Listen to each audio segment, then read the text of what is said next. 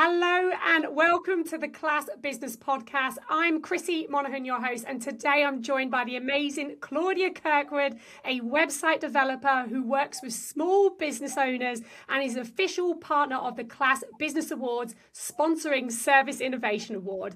In today's conversation, we're going to be talking about her business journey. We're going to be diving into websites and talking about why, as part of the customer experience, they are essential.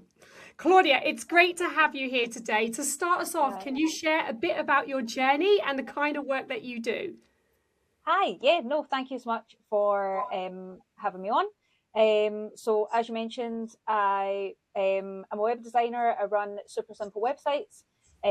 As the name suggests, it's to try and make the process really as simple as possible, because that is a real sort of headache that I would typically find that small businesses would experience. Either the process of getting a website was time consuming, financially consuming, and it's really just designed to be sort of fixed fee packages that sort of really explain what you're getting and sort of what's happening. So it is mainly sort of small businesses, startups, charities, CICs, and everything that tend to work with us. But I think I would be hard to rival in a pub quiz with the amount of different industries and facts about how things work I've learned over the years, because we'll work with just about anyone as well. So how did you actually get into website development? So it was originally Super Simple was started when I was at uni, kind of accidentally. I was doing business technology and marketing, and I'd always kind of had an interest in sort of just techie things. I was a bit of a geek, and my mum was self-employed, and she was having a total headache with getting a website built. It was really expensive.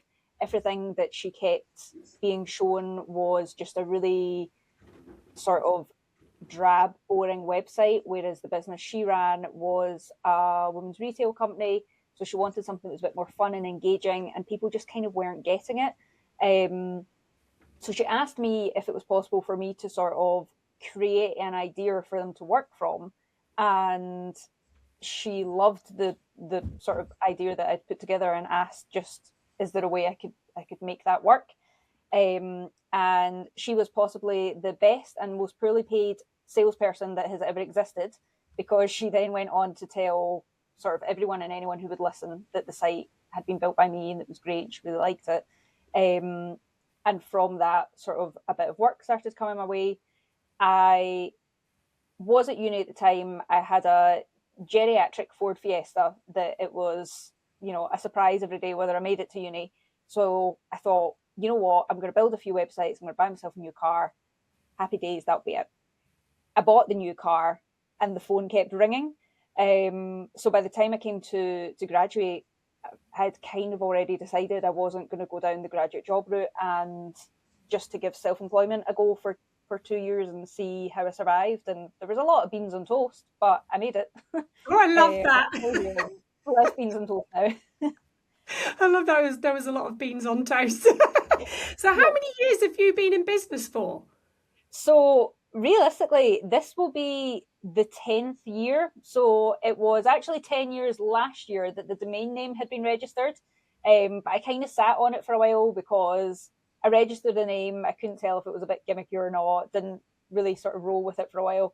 But yeah, this will be essentially my 10th year running Super Simple in some capacity. But it's been the full time, and by full time I mean just about every hour available, for a good few years now. So enjoy it. It's good fun.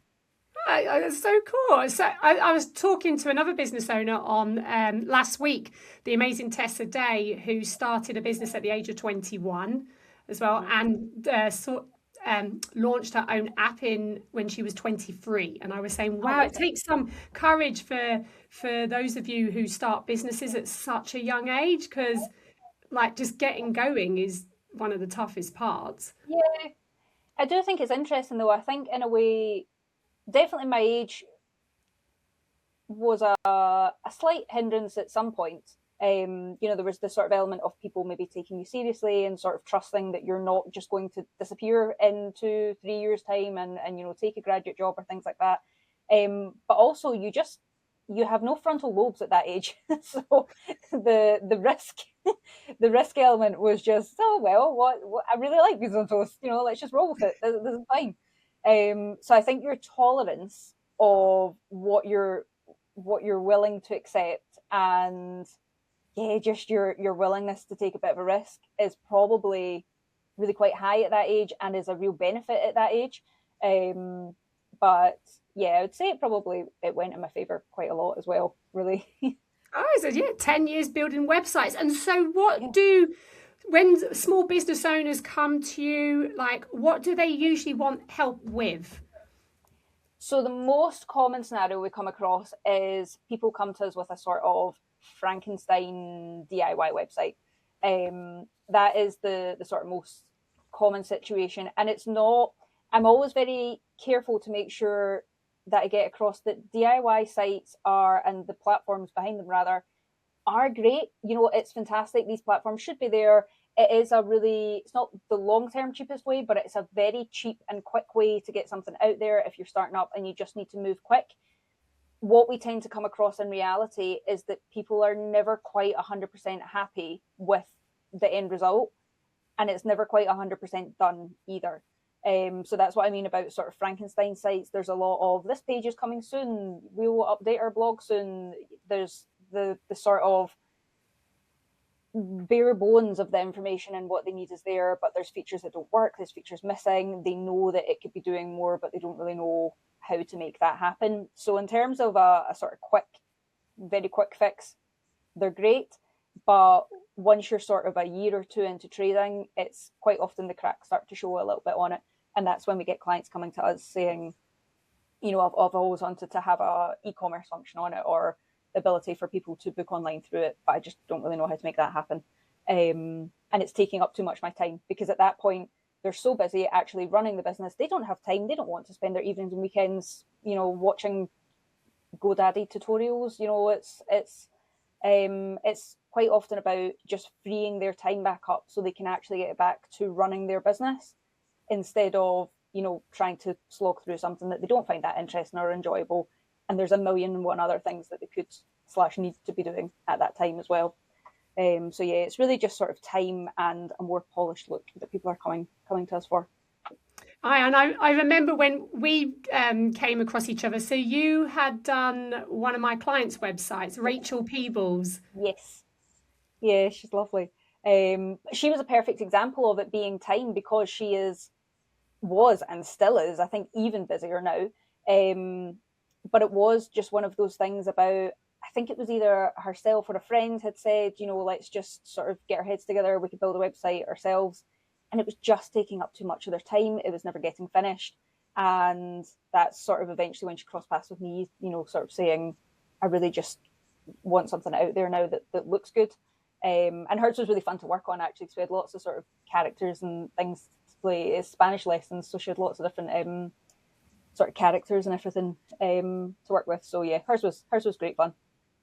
I know. I remember when you did hers, and I was reviewing it, and I was so impressed. I was like, oh, I'm going to get in touch with Claudia to do my website, because when I first started this business, I was one of those people that created my own website on GoDaddy, just used one of those templates, and were one of those people that spent a long time building it. But then obviously when the business was up and running, I knew I needed it updating, but didn't want to spend all my time doing it. And so I came to you and said, I need my whole website we rebranded it. We did the whole thing, didn't we? Yeah.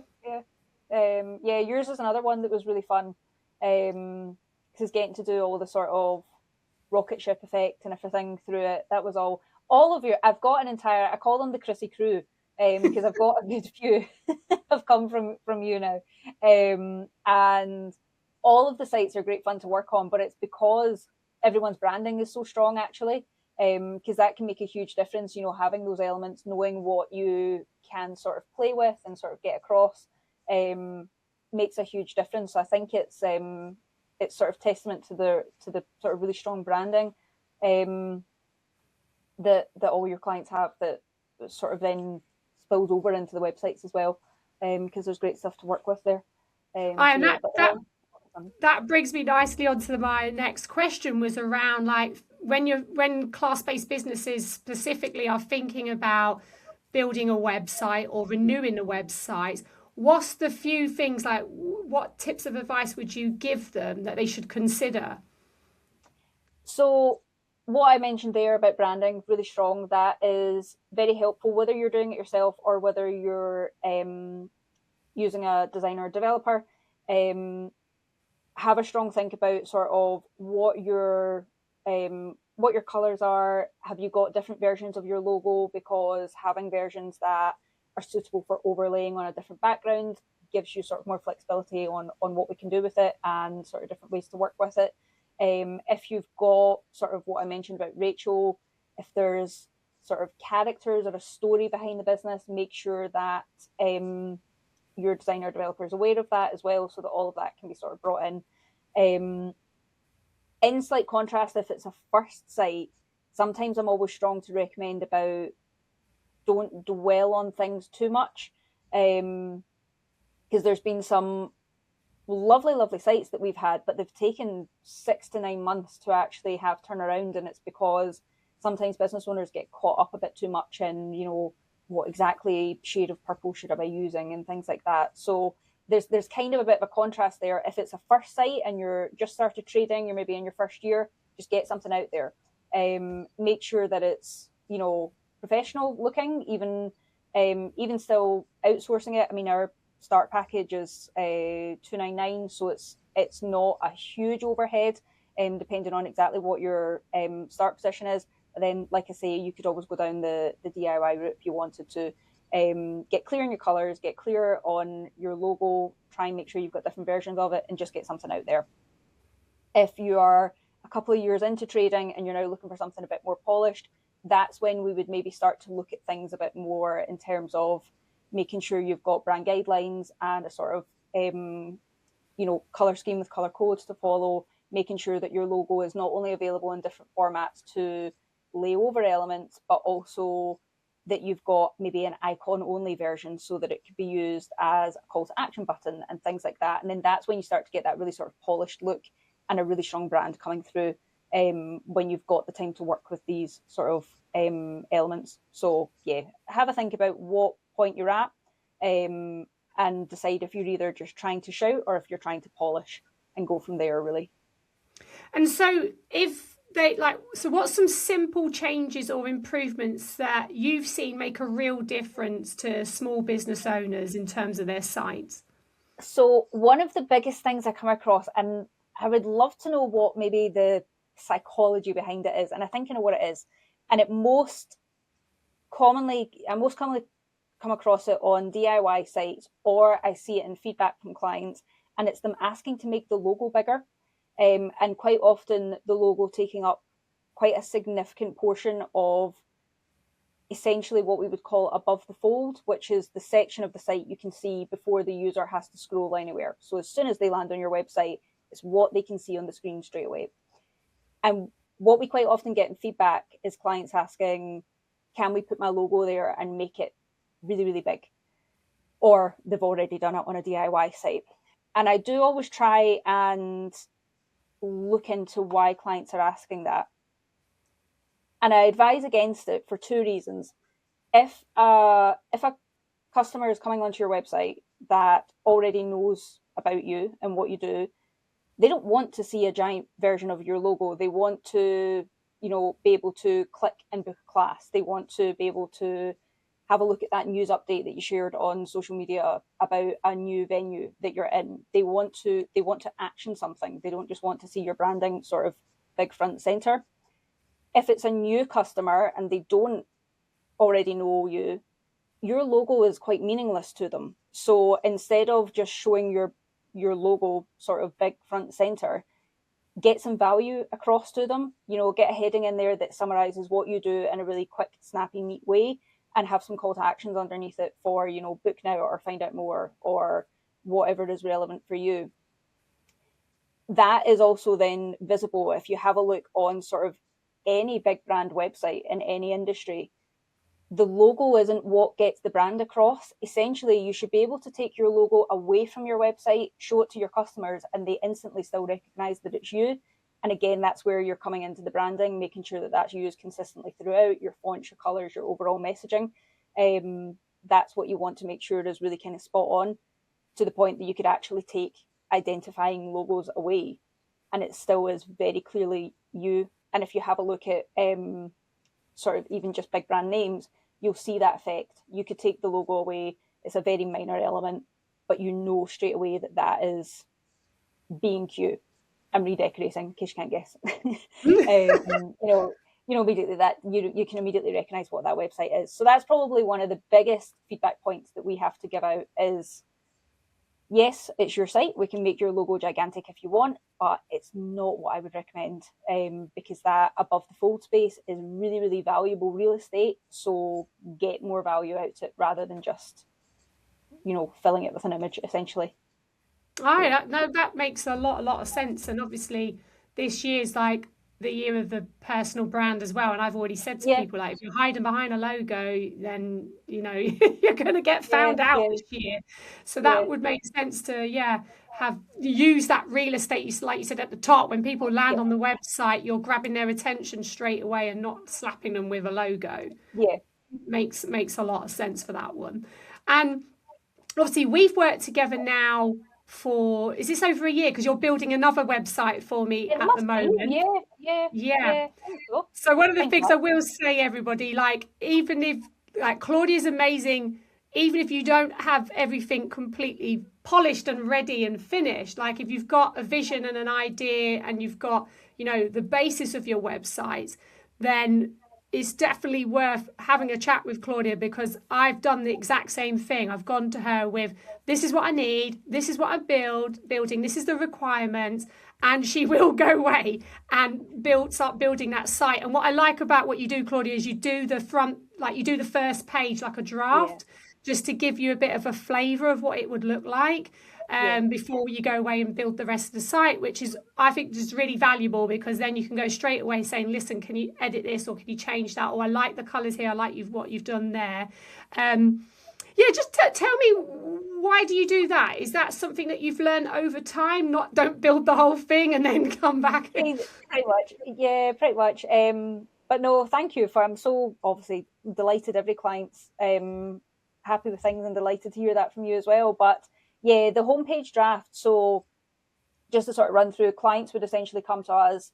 We would have a bit of a chat. It's very casual. Go through sort of a few points. Have a look at what point they're at with sort of the brand and the business itself. Because exactly as you say, even if they're not at a point where they know what they want, or things are sort of still in motion a bit, we can still absolutely work with that. And in fact, that's probably one of the most common stages that we'll be working with clients at. So we'll have a bit of a chat, find out all that information, and then put together a homepage draft that's sent over to clients to have a look at.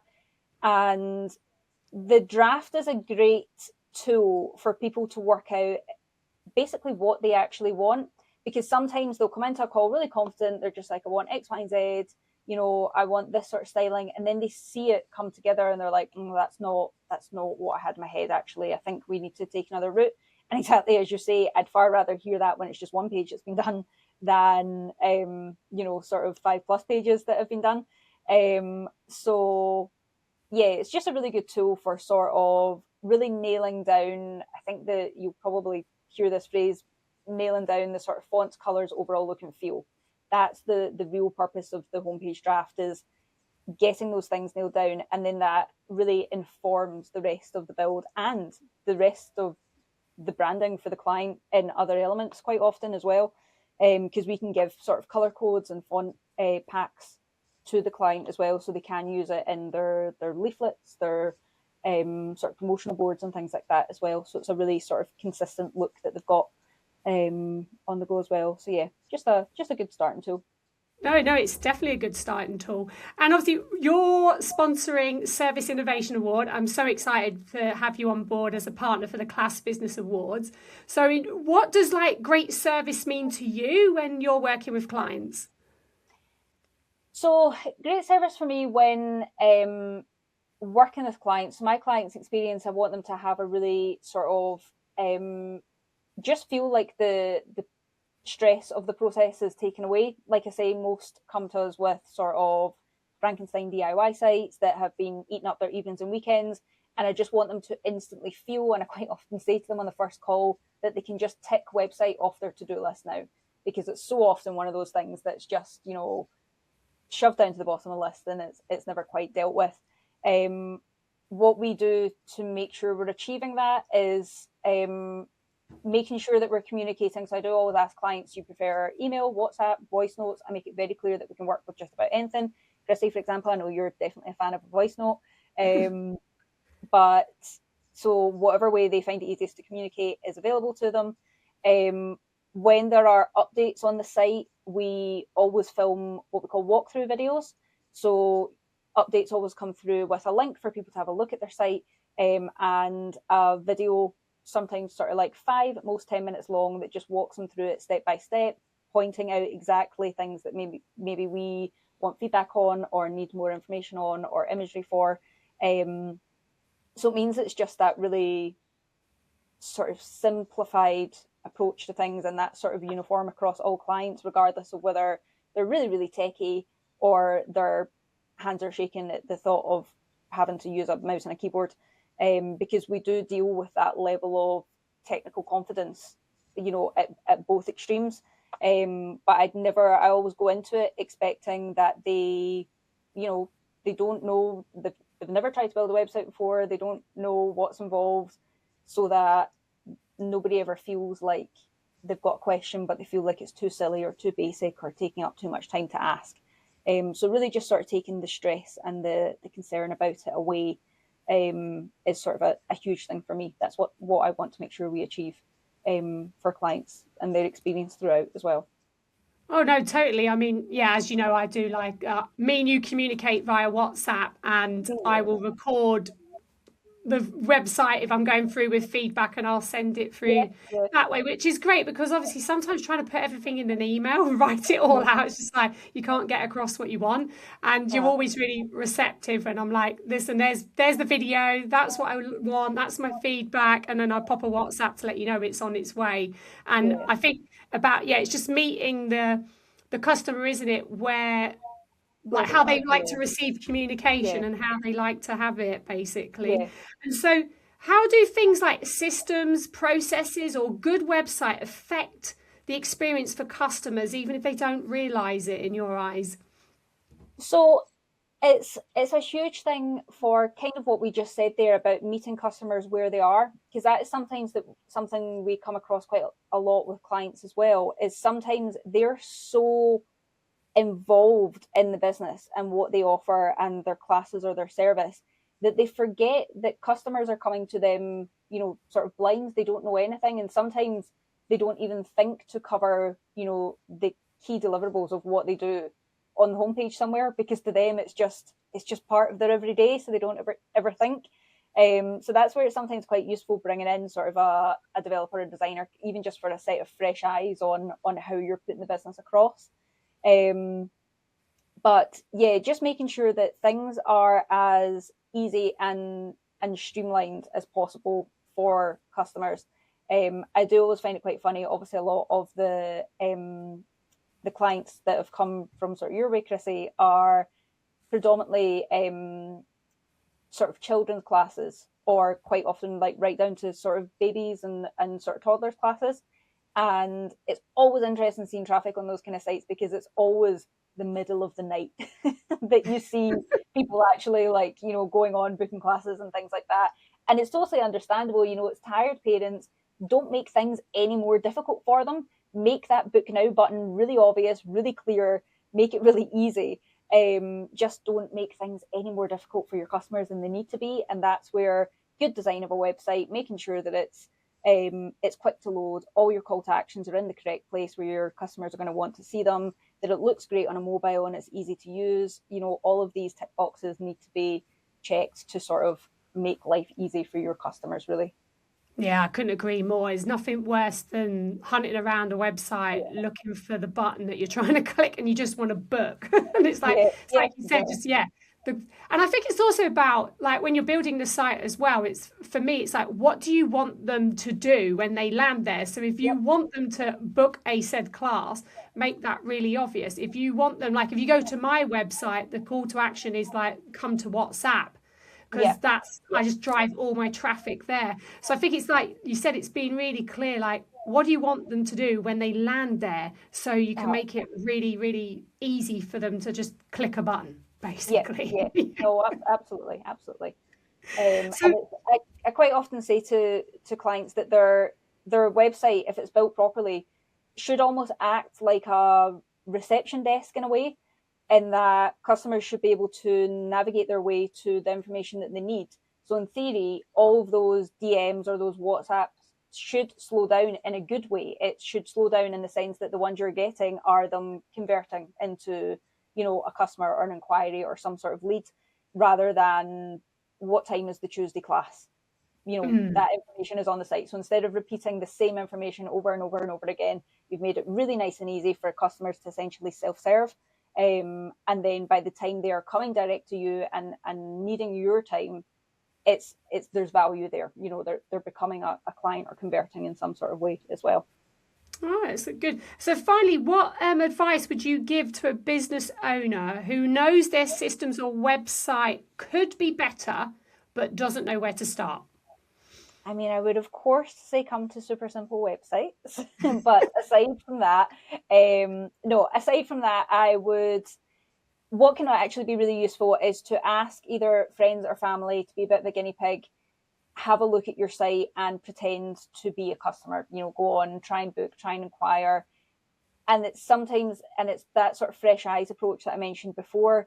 Sometimes it then becomes really obvious that there's something wrong that's an easy fix, whether it just be, a link to do something is actually really small or is within the text, and it should actually be a really nice sort of clear call to action button. So get some guinea pigs on board, run through the site as though they were customers or clients, and see if there's any sort of really obvious sort of quick fixes there. The next thing in terms of implementing actual sort of systems, so if you're getting to the point where maybe you want people booking themselves in online rather than having to send you a message and things like that, what can actually be really useful is using either sort of ChatGPT or Gemini and actually just explaining your requirements, sort of how your classes run, if you want them to be paying online, not paying online, imagine your sort of perfect system and then ask for what would be the closest matches. One thing I would say is the results you'll get will be very useful. They won't be exhaustive. There will still be other options out there as well. So still do research other ways, but that's a really good starting point, because you can then, it's a great way of finding maybe sort of plugins or platforms that you didn't know about before. And it allows you to then have a look at it direct, maybe get a trial, have a look at it, and see what you think as well. We also do that for our clients. If they've got really specific needs, we'll do that research to find the appropriate sort of plugin or service platform. So again, if you are just so busy and even just doing that sounds too time consuming, have a chat with a designer or developer, and they should be able to advise on that as well for you. Perfect, Claudius. Thank you so much for joining us Thank today and you. like sharing all this information about websites. It's been really good to hear your perspective on like what people should be thinking about, what they should consider, what they should look at in terms of like the service innovation behind like the back end basically. And I'm loving that you're coming on board as a sponsor partner with us for service innovation of the award year. And thank you so much just for being part of what we're building. And if you are listening today and you are thinking, I need to get my website updated or reviewed or build a new one, please do get in touch with Claudia. I'll pop the details in with this podcast below so you can get in touch with her directly. And don't forget to like the video, comment and share it with a fellow provider who may be needing a brand new website or need it reviewing right now. Thanks, Claudia, for your time today. Thank you so much, Chrissy. It's been lovely to catch up as well. Cool. And I'll see everybody very soon.